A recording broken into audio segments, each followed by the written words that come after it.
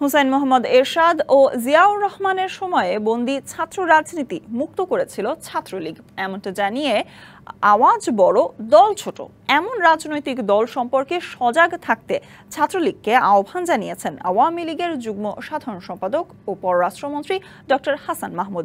সকালে ঢাকা বিশ্ববিদ্যালয়ের টিএসসিতে সমাজের অনগ্রসর জনগোষ্ঠীর মাঝে ছাত্রলীগের ঈদ উপহার বিতরণ অনুষ্ঠানে এসব কথা বলেন তিনি।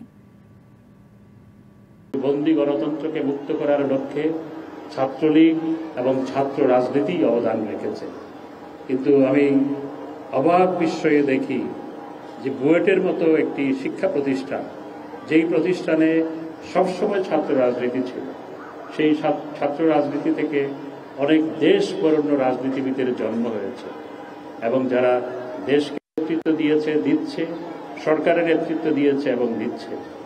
সেখানে একটি দুঃখজনক ঘটনাকে কেন্দ্র করে ছাত্র রাজনীতি বন্ধ করা হয়। 1, 2, 3 ঢাকায় জমি জিতে নিন 100% ক্যাশব্যাক সহ 20 কোটি টাকার পুরস্কার।